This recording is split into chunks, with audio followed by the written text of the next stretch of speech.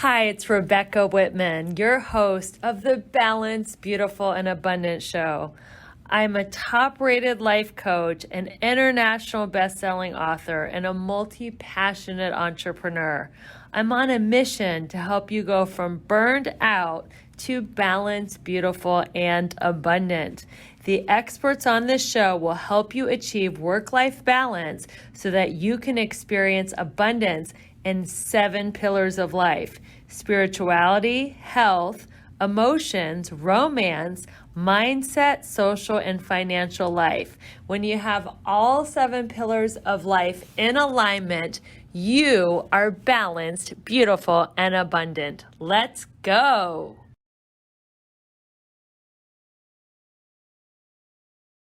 Hello, Mike Acker. Welcome to the Balanced, Beautiful, and Abundant Show. Hey, thank you so much for having me. I'm looking forward to a conversation with you, and to all of your audience. Hello. Thank you so much for being a part of this, about this audience, and looking forward to giving you something valuable today too. Awesome. Well, welcome everyone to the Balanced, Beautiful, and Abundant Show. I am your host, Rebecca Whitman. We are taking you from overworked and burned out to balanced, beautiful, and abundant. And I'm excited to tell you about my amazing guest. Mike Acker is an executive communication coach, a keynote speaker, and author of 10 books, including the best-selling book, Speak with No Fear. Mike coaches business professionals to lead and speak with confidence. He teaches how to overcome insecurity and exclusion in a cross-cultural setting. So tell us your story, Mike. How did you go from growing up in Mexico to being an international keynote speaker and best-selling author? Tell us a little bit about your journey. One of the things I love is when people ask me, why should I work with you? And one of the reasons why is because I didn't have this naturally. So a lot of times we look at somebody and we go, man, that person's just a natural. They're just absolutely amazing. They do it quick, easy. Everything they do just turns to gold. I'm not like them. Well, great, because I'm not that person. And really, if you go back to my story and why I'm relatable in my books in these different areas, is because I had to learn. So as a kid, I had a speech impediment, and I had to put in the work to actually develop the muscles so that I could overcome my inability to say sounds like "ja." I could even differentiate between shoulder and soldier. Like those words sounded the same, and I didn't know which one I was saying. It was very difficult. And so then I overcome that. My dad comes home one night, we're eating meatloaf around the round table, and he says, I quit my job, we're moving to Mexico. So we went from having a nice life as my dad was an attorney down to now we're going to be in Mexico. And I get there and I couldn't learn the language. I struggled. And so my dad and I came up with this idea of let me go to a school. So I thought I was going to go to like a nice prep school where they would really have patience with an American. But he brought me to an inner city, all Mexican school, enrolled me and left me there. And I'm in the courtyard. About 800 kids, teachers, everybody surround me, point their fingers at me, laughing at me. This is 1990. They had never seen an American in that part of the city. Wow. And they're pointing their fingers at this blonde, pale, blue-eyed, skinny kid. And I'm wearing clothes from Run DMC inspired. So I did not fit in to that area. And I'd get up in front of people and people would laugh. And it would change how I thought about myself and the insecurities. The insecurities were so intense that I would actually get psychosomatic fevers so that I wouldn't have to go to school. Like my fear, my insecurity, my nervousness would cause me to get sick so that I wouldn't have to go. Thankfully, I eventually overcame that as well. I mean, it took a long time. I actually ended up going to talk to a counselor for a while about some of the insecurities and the change of identity it brought. And I moved back to the United States and had to overcome a whole bunch of very, very embarrassing situations and failures. So I had the speech impediment. I had this trial and error and this incredible insecurity in front of people, and then all these failures and these embarrassing situations, like being on stage and calling a 50-year-old woman old. It's like, I'm like 26, called her that. I also told people when I was 26 in in an anecdote, told the story. It's like, yeah, let's look at what Jesus and this prostitute are talking about, which is interesting because I never think about a prostitute having anything to teach me. And all of a sudden the whole entire room lost it. And just again and again, putting my foot in my mouth. So where did I go from there? Here's what I would say to people, that there's 3 things I learned. This is in my newest book, Speak with Confidence. It came out from a major publisher in December. But there's 3 things I learned that are the 3 benchmarks of confidence and communication. So if you're tuning into Instagram, or you're on Facebook, or you're listening to the podcast afterwards, here are the 3 sources of confidence. If you want to get better in your communication, if you want to get better on stage and off stage, because these are truths, so they relate to you whether you're on stage or off stage. Here are the 3 sources of confidence communication: identity, message, and skills. Now I can unpack those, but let me just take a quick moment and pause right here. Okay. So right here, where do you feel like you have, and Rebecca, where do you think your audience feels like they lack the most confidence in it? Is it in their job life, professional life, being up on stage? Where do you think our audience here lacks the most amount of confidence? I would say in live video on social media. Okay. So your audience is saying, I want to get onto live video, I want to be on social media, Right. and you're feeling like you might be lacking confidence. Okay, the 3 sources then: identity, how you perceive yourself when you're in front of others; messaging, how you organize your thoughts for others; and skills, how you externalize what is internal. In other words, how you're being picked up and perceived. If you're looking at the videos right here, both Rebecca and I have lighting. Both of us are framed in what's called, if you're familiar with the rule of 3 in photography, that you break up every picture into a grid. And you notice that both Rebecca and I, our head is on the first third parallel.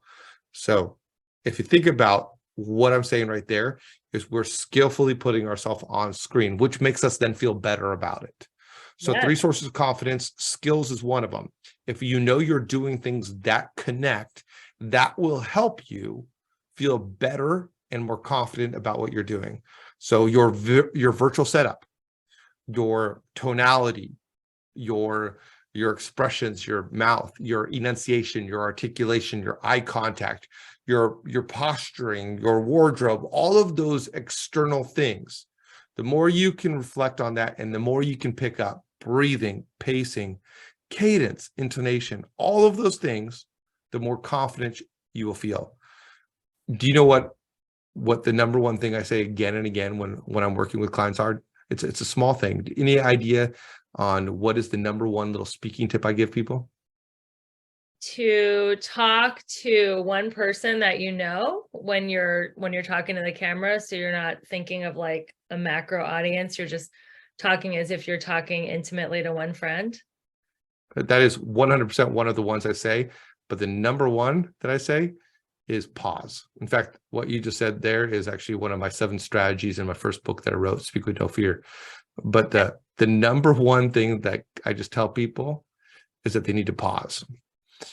And the reason why is because a lot of people are insecure and they just rush, or they end up, and one of the reasons why they don't go on to camera is because they feel like, well, I'm going to end up saying, well, like a whole bunch of fillers, and I listened to my video, I videoed myself, and I was all over the place, and I kept on saying anyways and anyways, or there's 4 different types of fillers: elongation, where you extend a word; where you say garbage words like anyways. One time I spoke and a teenager came up to me when I was like 25 and said, did you realize that you said the word anyways 28 times? So we have extra words. A lot of millennials and younger say like a lot as filler. Right. And so all these different types of elongation or stammer, where you repeat yourself like that. And when you listen to yourself, you realize that you do all these fillers and it takes away that confidence. So if you begin to pause it will replace the fillers. If you begin to pause, it draws in the audience you're talking to. It also helps you remember something that you need to say. So if you want to speak with greater confidence, remember 3 different sources. The third one, the last one, is skills. There's a whole bunch of things that you can do skillfully. And I mentioned a couple of them right here. Your vocal variety, making sure that you're not monotonous, pausing, eye contact, speaking to one, just like Rebecca said. The second thing is your messaging, and that's the way that you organize the content. So many people feel like because they understand what they're saying, like, I know this concept, I know nutrition, I know beauty, I know style, I know communication, I know engineering, I know architecture. And because they realize it and they know what they're working on, they feel like they'll be able to organize and put it out there for others. But just because you know something doesn't mean you know how it's organized so that others can pick it up. So if you want to get confident in communication, making sure that not only you know, but also that you know how you're going to say it. So when you do live content, do you have like a little Post-it or note card behind the camera that has like your 3 key points? So I don't do it like that. But Yeah. I will say, when I was doing live content, like right now, I put a pause on my podcast and my YouTube. But what I would typically do is I would say, okay, I want to talk about this topic right here. And I would outline it. And then I would internalize the outline. So maybe what I'd say is, okay, I want to talk about what are the 5 things that make you successful. or this back up, I'd say, I want to talk about what makes you successful. What's going to drive success? But instead of me just getting up there and starting to try to externalize my internal thoughts, I would instead first organize my thoughts. Okay, there's 5 different things. I write them down, and then I'd write down a couple thoughts about each one, a couple bullet points. Now, I'm not going to try to walk through these in a completely linear fashion. I'm going to hit on the big 5, and then these bullet points are going to inform my big buckets that I'm speaking to. And so then my mind is organized for that. Or if I'm put on a spot, such as in an interview like this, and thank you so much for having me on your interview. Sure. In this kind of instance, I'm going to rely on a system to answer a question. And so in my book, Speak with Confidence, I talk about different systems that you can use when you're put on the spot, such as being short and to the point, or answering the question with a story, or breaking it down into 3 points, or asking a question back, which gives you time to think. But you have different systems which then allow you to organize your thoughts so that you're getting your content out in a way that's organized for others. I love it. Now, one of my favorite shows is Ozark, and I'm so excited. Tomorrow I'm going to a reception with the entire cast and showrunner in Hollywood because I'm in SAG. So I'm a union member. I still get some perks, even though I'm not working as an actress much these days.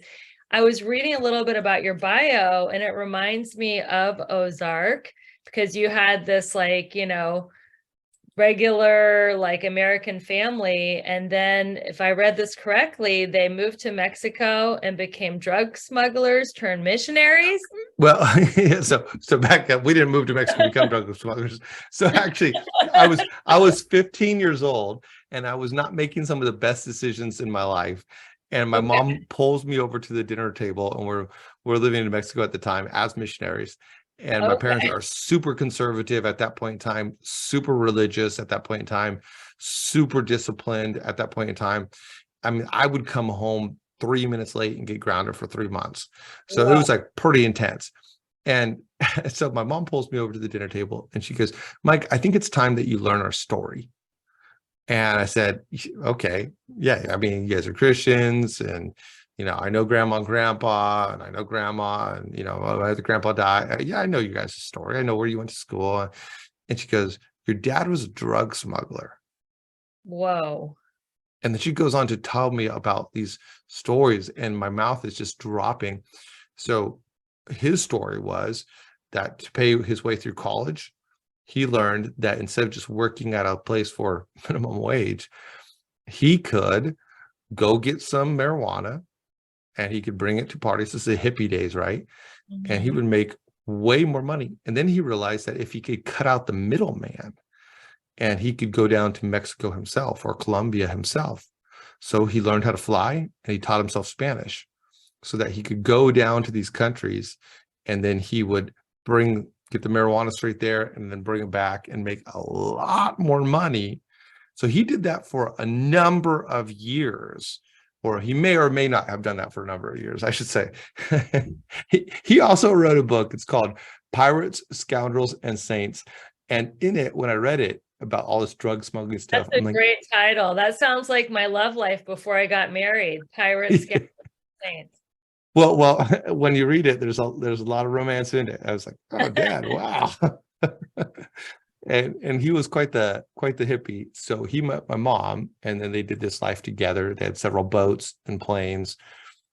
He spent a little bit of time in this jail and crashed this flight right here, lost this boat, and all kinds of stories of what happened. And it's really remarkable is that when they decided to have kids, my mom was a witch at this time too.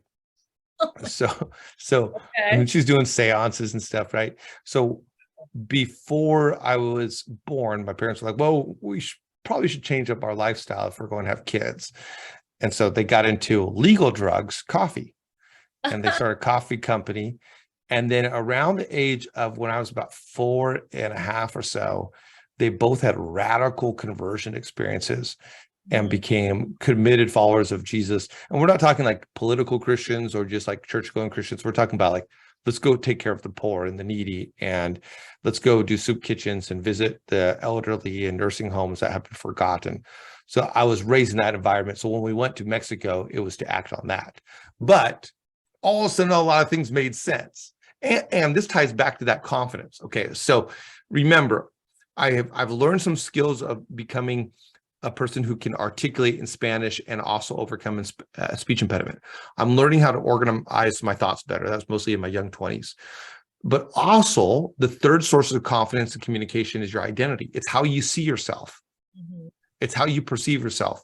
And how you perceive yourself is how others will often receive you. And how you perceive yourself is how you will show yourself. So if you think you're a person of value, then you will also show yourself as a person of value. If you overvalue yourself, think about like high celebrity culture. Sometimes you come across really haughty and you show yourself that way. But if you have a good, honest assessment of who you are, if you have good, honest assessment of your values and you're balanced, that you're beautiful, that you know yourself and you know why you're worthy, then you're able to show up that way in relationships, in potential relationships, in business, and elsewhere. One of the number one reasons why people are insecure in confidence is because they only have a vague idea of who they are off stage. So when they go up on stage, they are letting other people define themselves instead of living by their own definition of who they are. So for me, I grew up in the shadows of an extremely charismatic father, extremely charismatic, probably one of the most interesting people I know. And yet here I'm looking at myself going, well, I'm not him. And it took me a while for me to realize, who am I? I'm not my dad, but there's things that my dad has given me. I'm not my mom, but the things that my mom has given me.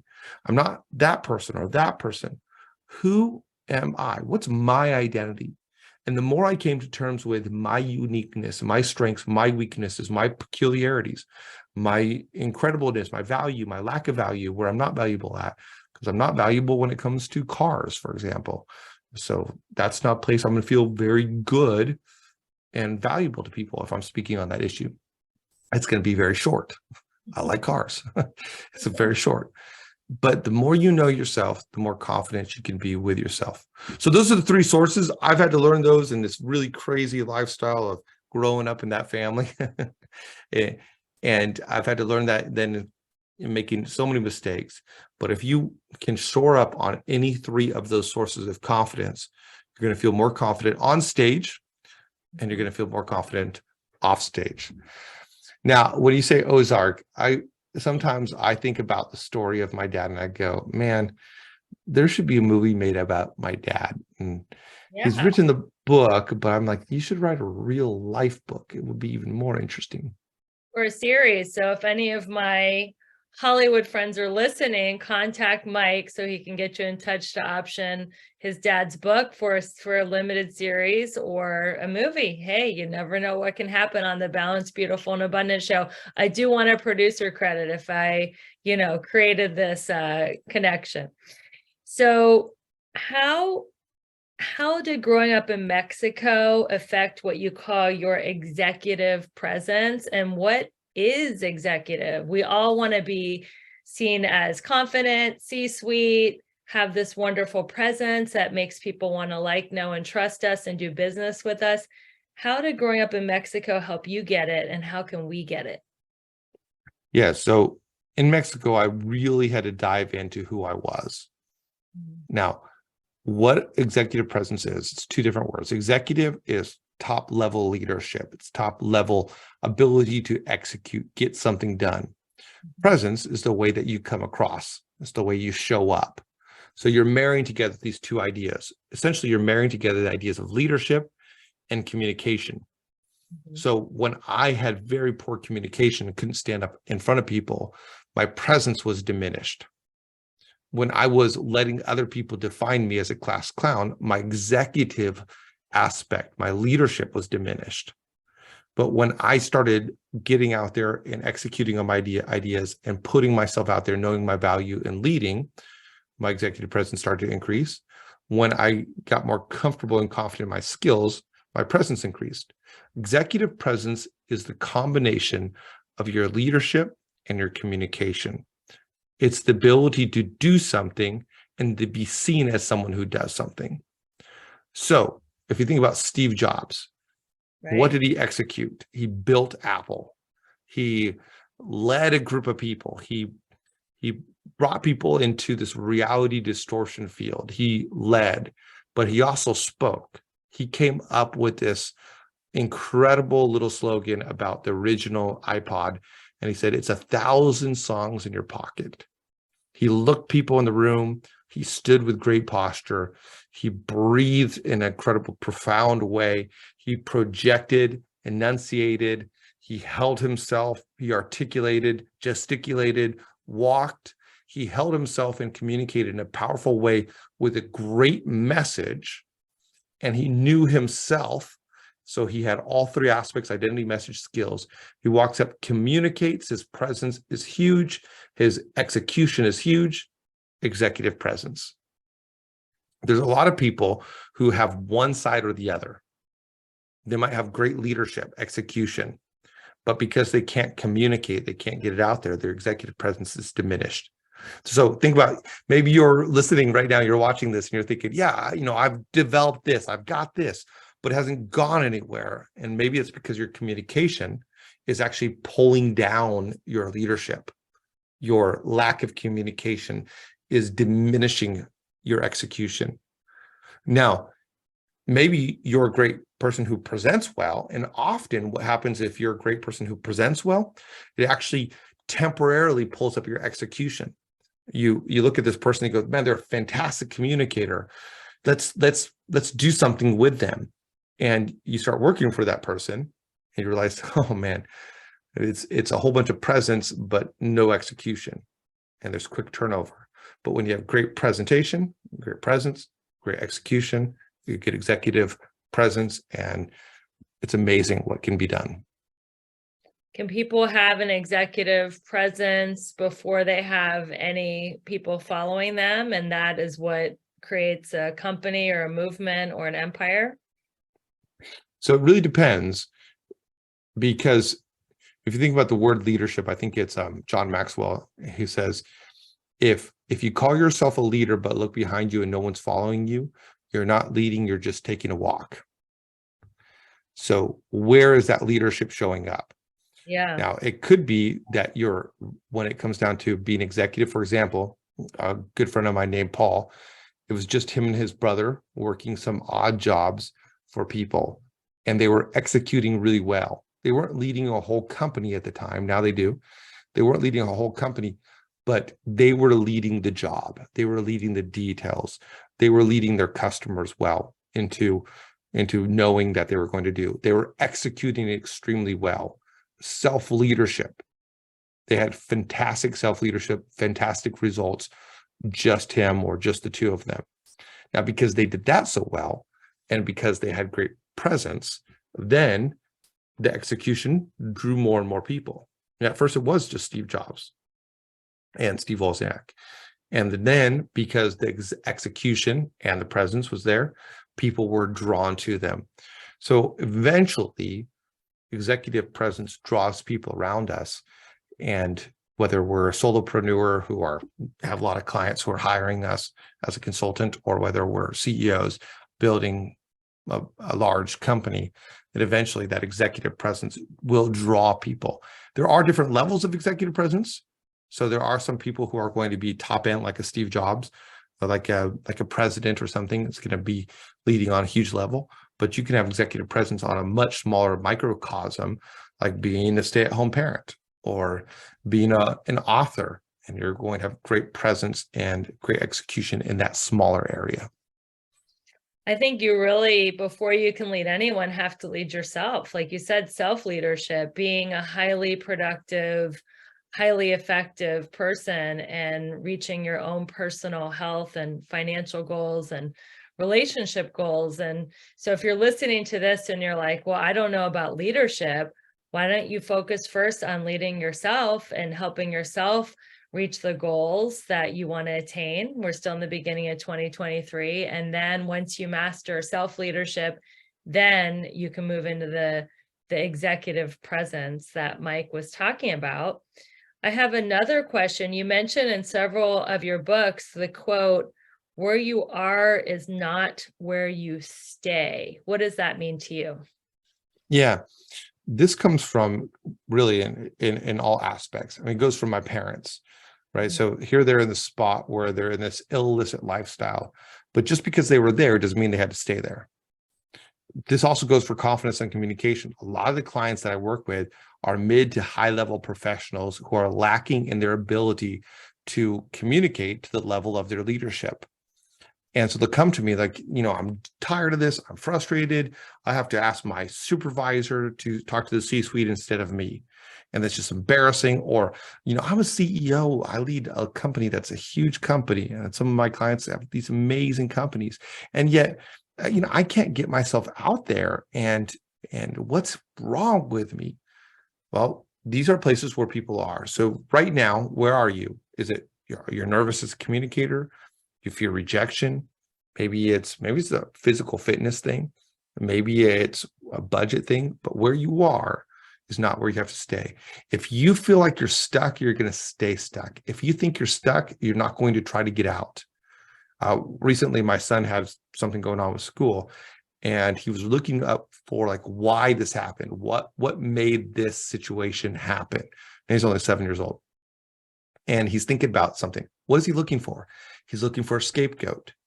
Because if he can blame someone else, then he doesn't have to do anything to change the situation. Now, as adults, no matter how high we get, we're still humans. And so at times we look for scapegoats. Well, it's the economy that hit me. It's this that happened. And so we let that keep us there. We have an excuse for staying where we are. Mm-hmm. But what I want you to know is where you are is not where you have to stay. So if you're stuck, if you feel like you can't move forward, where you are is not where you have to stay. 3 things are going to get you out of that spot. Awareness of, one, that you don't have to stay there, that you can get unstuck. Let me just quickly say this in terms of physical fitness, because this is a journey that I'm like, you know what, I'm going to get more physically fit and run a marathon this year.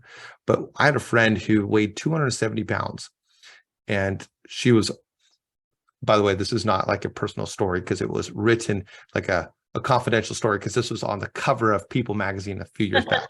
So, but she weighed 270 pounds, and she thought she was stuck. She just thought that's what her body was. She couldn't do anything.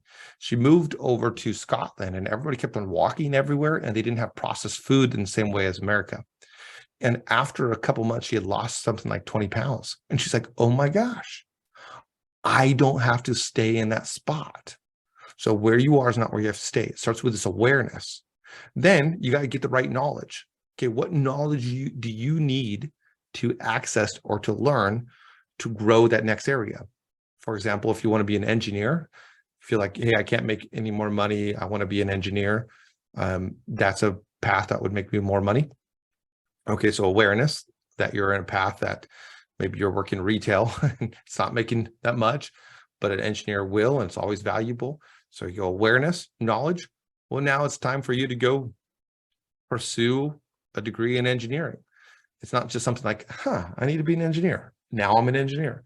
No, you have to pursue the knowledge. Now, that's a very formal path, but it could also be a path of, how do you write a book? How do you get up on stage and organize your thoughts? So you got that knowledge. And then after that, so you got a knowledge, you get practice. You got to put in the time. Maybe it's you want to start a podcast. Well, you don't start the first time and just tune in. No, there's got to be some knowledge, and then you got to practice. You got to practice interviewing, practice speaking, practice your setup, practice. And then you get feedback, and it brings you back to awareness, knowledge, practice, and awareness, knowledge, practice, feedback, awareness, knowledge, practice. What's amazing is when we practice a whole bunch, we tend to think, man, I'm pretty good at this now. And then we get this feedback loop, and it brings us down to some awareness of where we're not quite where we need to be. It happens every single time I watch myself after giving a keynote. I'm like, that was great. Then I watch the video of my keynote, and I'm like, all right, some awareness right there. Okay, what knowledge do I need to get? What do I need to practice? That's great. So you mentioned you had some, foot and mouth episodes when you were in your 20s, starting your speaking career. If you could sit down with the 18-year-old version of Mike Acker, what advice would you give him about life? Not to take everything so seriously. And this is some great wrap-up advice for everybody here today, is just not taking yourself so seriously. It's just not that big of a deal.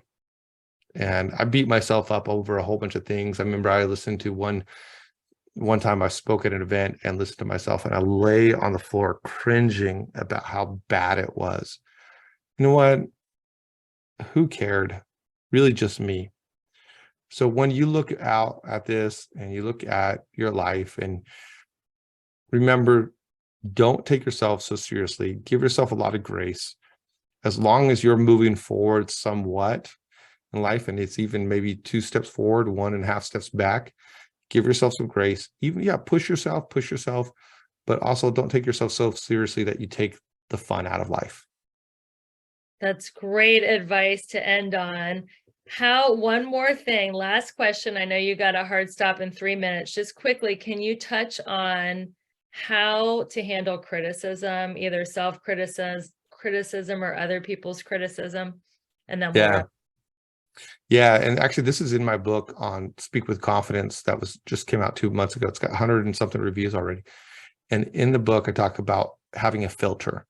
So don't flee from the criticism. Don't fight it. Don't just sit and feel it. Filter it through these words. What do you appreciate about yourself? In fact, someone criticizes you, you might actually appreciate that aspect about yourself. So someone says, I don't like I like Lizzo.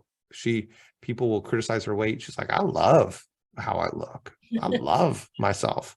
Like, good for you. You appreciate that. So know what you appreciate about yourself with grounded reason. Why is that good? Why is that a good aspect of you?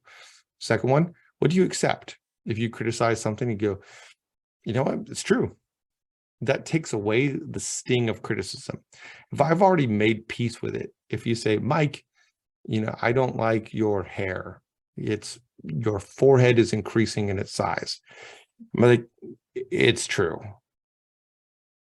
Okay, what do you do about that? So if you already accept what someone criticizes, it's going to take out the power of the punch. And the third is, if someone says something like, hey, I don't like this about you. And you're like, me either, but I'm actually working with a coach right now to get better on that.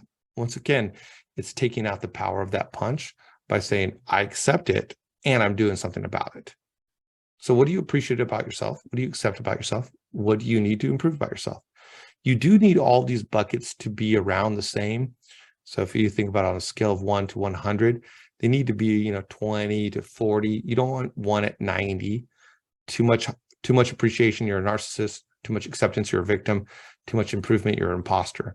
You want a little bit of each of them so that you have a well-rounded response to the criticism that may or may not come. Great advice on how to handle criticism. This interview has been so informative and inspiring. I know my audience is going to want to stay in touch with you. What is the best way for them to find you online? Yeah, you can find me at mikeacker.com on YouTube, on Instagram, and that's DOT.com on all my social media channels, on LinkedIn. You can also find me at mikeacker.com, the website. And then you can find all of my books on Amazon or Barnes & Noble or elsewhere. And there's a whole bunch of them. Speak with Confidence is a lot about what I've been saying. It comes from that book. And I think it'd be very helpful to everybody. Amazing. Well, thank you so much for being on the show. I know you got to go. You got another appointment. You have been listening to the Balanced, Beautiful, and Abundant show. I'm your host, Rebecca Whitman. We're taking you from overworked, stressed out, and burned out to balanced, beautiful, and abundant. We'll see you next week with another amazing guest. And until we meet again, keep your vibe high and your hands clean. Bye, everyone. Bye.